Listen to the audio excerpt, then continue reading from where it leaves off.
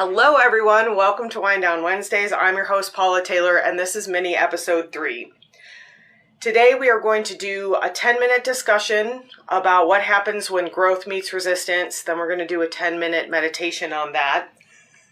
Things already went a little haywire on the live video, and that's why we're going into this topic today, because when growth meets resistance, it can manifest in a lot of ways. So just briefly, we just had a huge activation. If you're not watching or listening to this in June of 2024, that's okay, because we have an activation every month. Every full moon is an activation, a global activation of energy.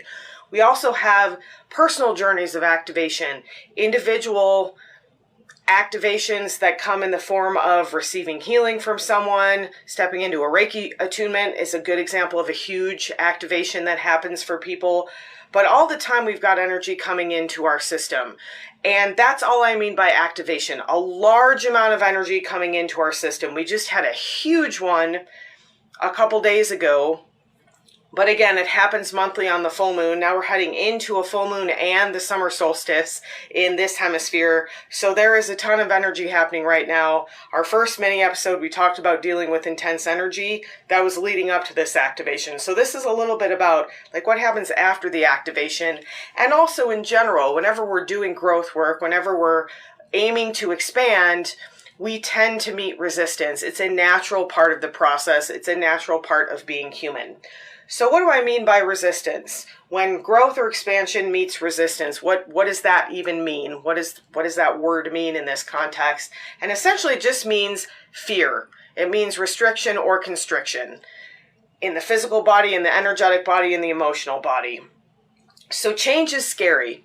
As human beings, we tend to crave habit. That's our physical craving as mammals, is to have some sort of schedule or habit, to have something to count on, because change can be scary. As spiritual beings, we're always craving expansion and growth, which requires us to repeatedly, I'm not going to use the word confront. Yes, I am. Confront our fear, confront our resistance.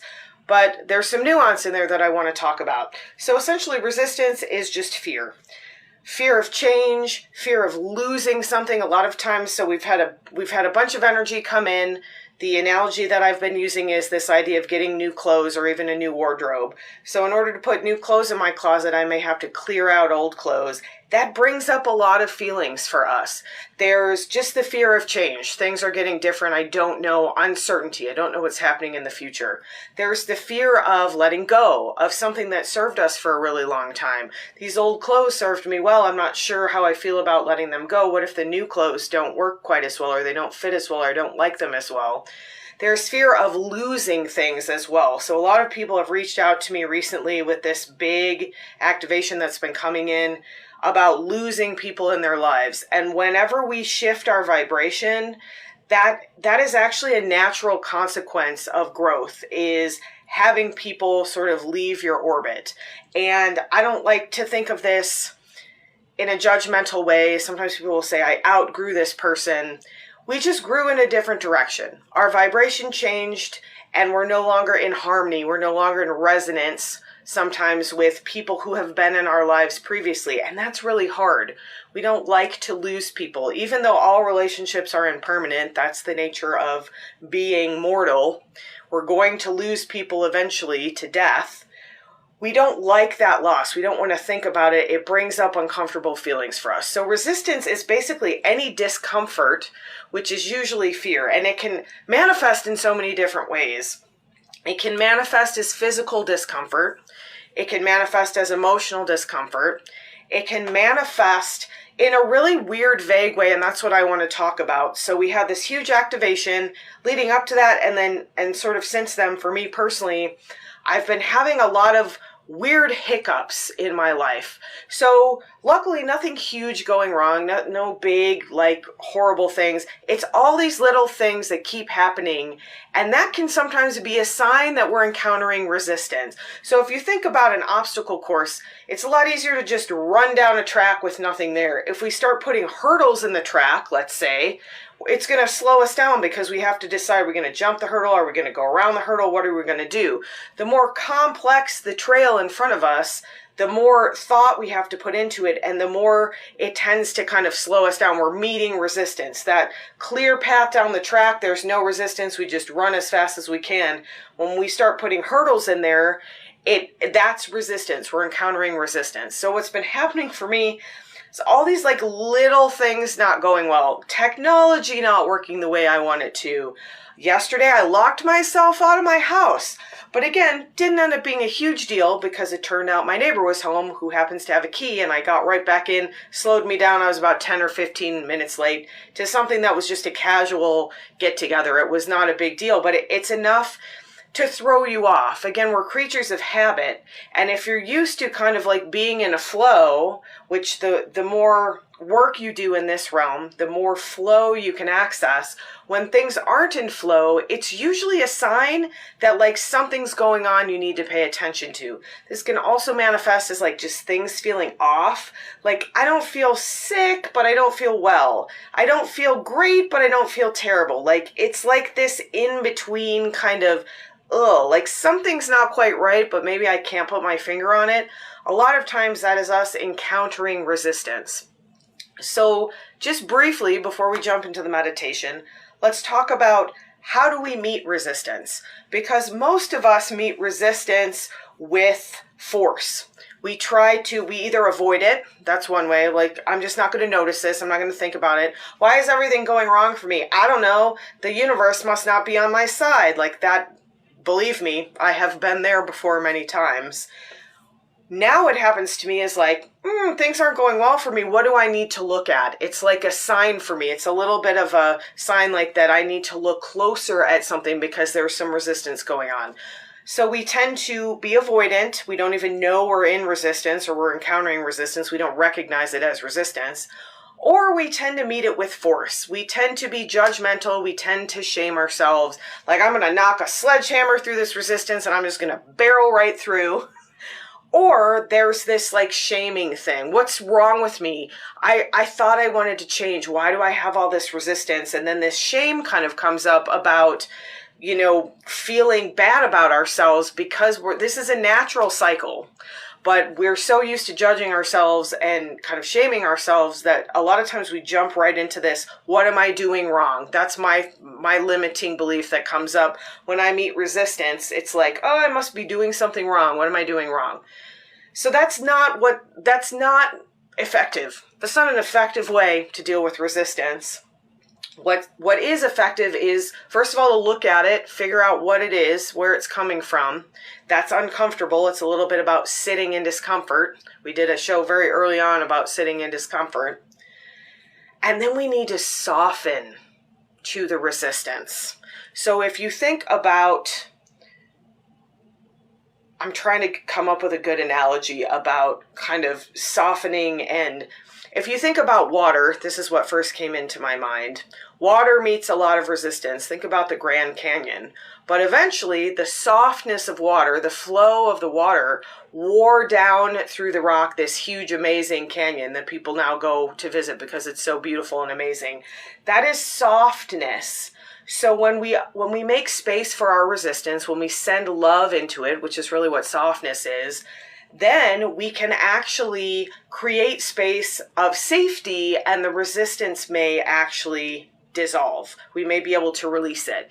If we run at it with a sledgehammer, if you run at a mountain with a sledgehammer, like, good luck. You might make a dent and hurt yourself or just get knocked over.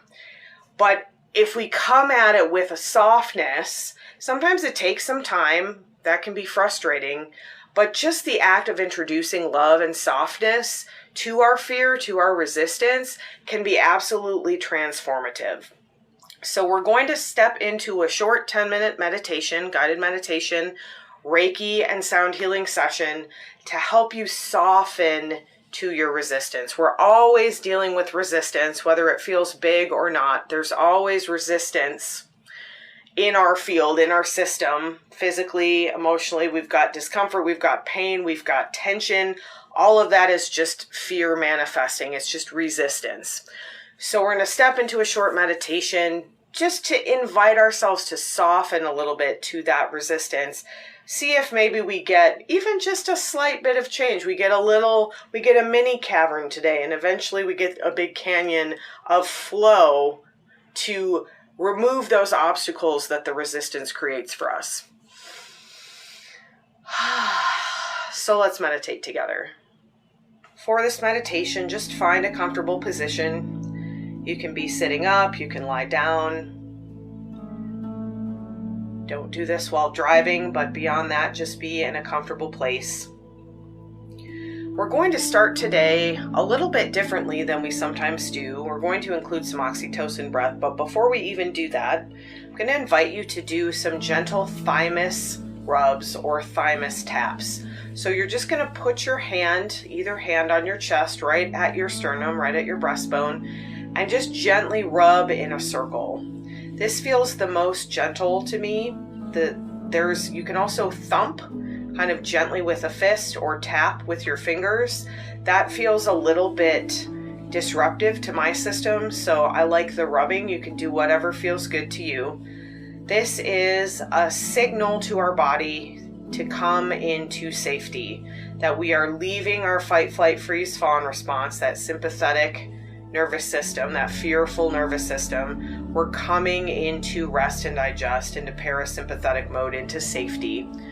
So you can go both directions. If you're kind of rubbing in a circle, you can use your other hand if your arm starts to get tired. Just do that. We've probably been doing that for 30 seconds to a minute now. That's plenty. Just notice your body might already feel a little bit more relaxed, a little bit heavier. You can allow that to release.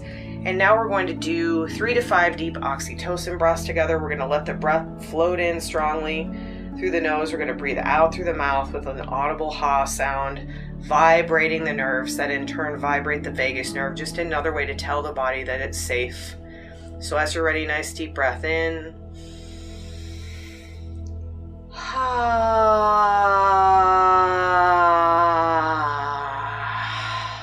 And do that at least 2 more times.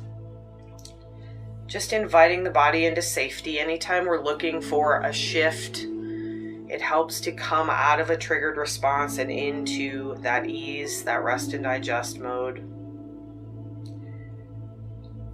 And then just notice any areas of tension in your body. Maybe you feel some tension in your neck and shoulders, really common. Maybe you feel some tension in your low back, in your arms, in your hips and pelvis. You can bring a little bit of gentle movement in. We're not looking to release this discomfort. We're just noticing it. That's the first step in noticing resistance. Just to notice, where do I feel uncomfortable? So we just scan through the physical body, just taking note. Scan through your physical body in search of emotion. So emotions are experienced in the physical body. Maybe you feel some tightness in your chest. Maybe you feel some tension in your belly. Just notice where you might be feeling emotions in your body. You might know that you're feeling a little tense today. You're feeling a little bit uncomfortable. Maybe you could name the emotion. Just scanning through the emotional body like we scan through the physical body, noticing any areas of discomfort. Anything that feels a little bit fearful, a little bit uncertain. Change is always challenging for us. It can often feel overwhelmingly fearful. So just notice where in your body you might be feeling some fear, and you can ask yourself that. Where am I feeling fear in my body? And just notice. A lot of times that it comes through as maybe a clenching of the fist in the abdomen or a little bit of an upset belly. It can come through as kind of tightness or tension in the chest. You might feel really tight in the head space or like you've had a headache. All of these can be manifestations of fear or resistance. So just noticing what you feel, noticing where you feel it, and just looking at this briefly. Just looking at these sensations. We're not asking them to change. We're not asking them to shift. Sometimes when we look at them, they actually get more intense, and that can feel even more fearful or uncomfortable or challenging. We're just sitting in this discomfort for a moment. The oxytocin breath is a great tool to help you if you're feeling that discomfort increase. Take a deep breath in, let your belly float out, sigh it out through the mouth, add that audible ha sound. You can go back to the gentle thymus rubbing or thymus taps. Touch is a really great way to bring some ease to discomfort. And notice sometimes even just paying attention to our discomfort allows for a little bit of release, even if that's not necessarily our intention. The next question to ask yourself is, where am I feeling resistance in my life? Where is there resistance to my growth? I'm assisting you here with Reiki through this transmission. Maybe you have a big decision coming up and you're not sure what you're going to do. Maybe things have just been going a little weird in your day-to-day life and you're wondering why. Just looking kind of in a broader sense for any resistance in your field, in your life right now. What we're going to do in the last few moments here is send love to this resistance. And this can be hard to quantify. It can feel a little bit abstract. So one of the ways I like to send love to our feelings or to things that feel a little bit abstract is to make them into something that feels more concrete. So you can imagine this resistance, this fear, as a little kitten that you're holding, or maybe it's a puppy, maybe it's a baby. It helps to picture something that you naturally have loving feelings for. It just allows the love to begin to flow. Because oftentimes, especially when we're meeting resistance, having love for ourselves can be difficult. So as we connect to something that we love deeply, you can picture a member of your family, you can picture something more general, you can picture a tree or a flower or a plant, just something that you might naturally feel loving toward. Imagine that you are holding this in your hand or you're standing in front of it, this thing that you love. This is your resistance, this is your fear. And begin to intentionally send love into this resistance now, into this fear. You're not asking it for anything. You're not demanding anything of it. That's not going to produce any sort of change. You're not asking it even to release. You're just sending love. And you can use affirmations out loud or in your mind. That can be a really powerful way to increase the potency of your intention here. I send love to my resistance. I give love to my fear. And what you might notice is a little bit of a softening of the fear. Again, this is not the intention. We're just holding space, allowing this resistance, allowing this fear to exist. But what often happens when we send love into something is that it creates space for softening. Maybe the hard edges of your fear just begin to soften ever so slightly. So using intention, using affirmation, the more you tweak this for your own personal system, the more powerful it will be. But you can start with something like, I send love to my fear. I send love to my resistance. I allow myself to soften with love. Just continue with that. For the last minute here, I'm going to assist you with a little bit of dimensional frequency expansion, sound healing. I'm already sending Reiki just to help you hold this space for your resistance, for your fear.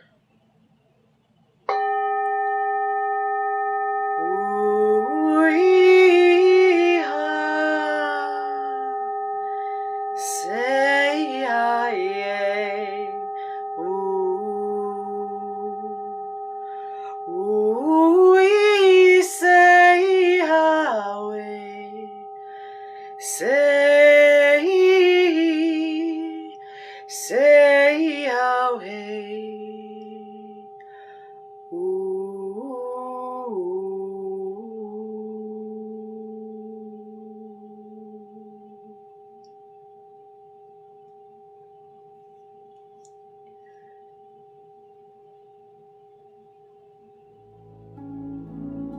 one more time, repeating whatever affirmation is calling to you here. I send love to my fear. I soften into my resistance. I allow myself to be soft.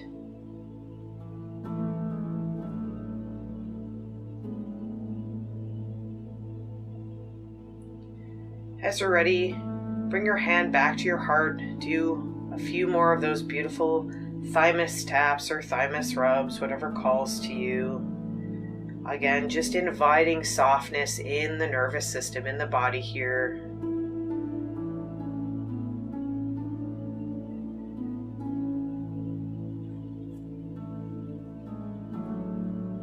Take one more deep breath in through the nose, sigh it out through the mouth. Add that audible ha sound if it feels good. Perhaps gently move your fingers and toes, or if you're in a space where it's safe to drift off to sleep and you'd like to do so, if you have the space for that, you can allow that to happen if you're coming back to the rest of your day or evening. Just gently moving your body.